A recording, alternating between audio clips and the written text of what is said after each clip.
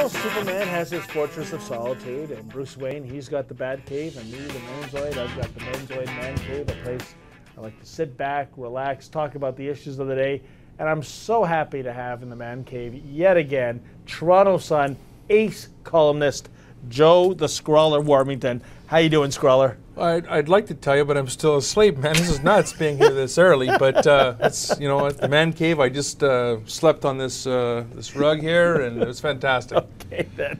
Well, it's Cuban Karina just left, but that's a different story. In joke. And now, the bit of a serious topic, though, ladies and gentlemen.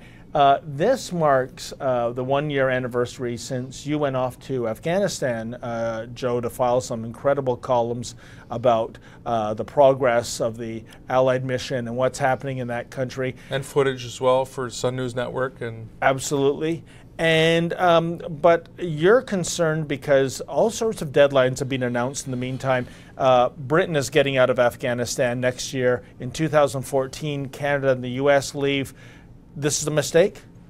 Well, you know what, it's not a mistake if you think only about yourself, but if you've started something, you open a box of chocolates and you leave it there for the flies, and that's exactly what's happened. And you saw with what happened with this young lady in Pakistan, the Taliban targeted her, they worked at it, they hired a hit squad to get her, and now Britain has taken her to England to protect her. But you can imagine all the young girls just like her, there's millions of them in Afghanistan, who are now in school and learning to read and have a chance for a future. I mean, I just don't understand why they're leaving early.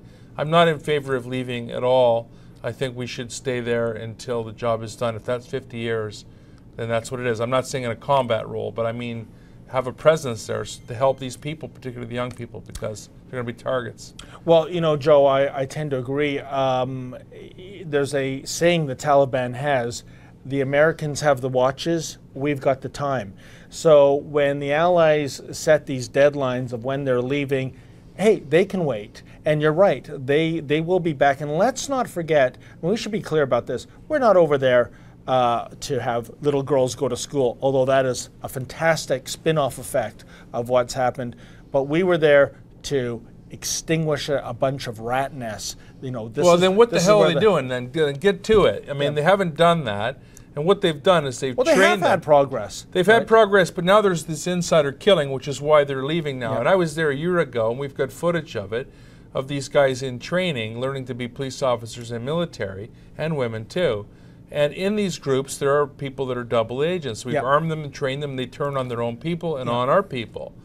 And so, you know what, instead of rooting them out and to dealing with that, we're kind of cutting and running, and it's like we don't care about it. I saw General Allen on 60 Minutes, and now I hear he's going to be coming out of Afghanistan, and maybe because of that interview. Listen, we're there, and you know what? We've made great progress, and you know the progress can be seen in the faces of these children, particularly the girls that are going to school. That would not have happened, and we have 158 Canadians and many more allies from NATO countries that have died there for that. That means something to me, and I know it does to you, Manzoid, and to the listeners out there across the country. Many military families watch Manzoid Mornings and all the Sun News Network shows. And we need to remind people that, you know, we started this thing.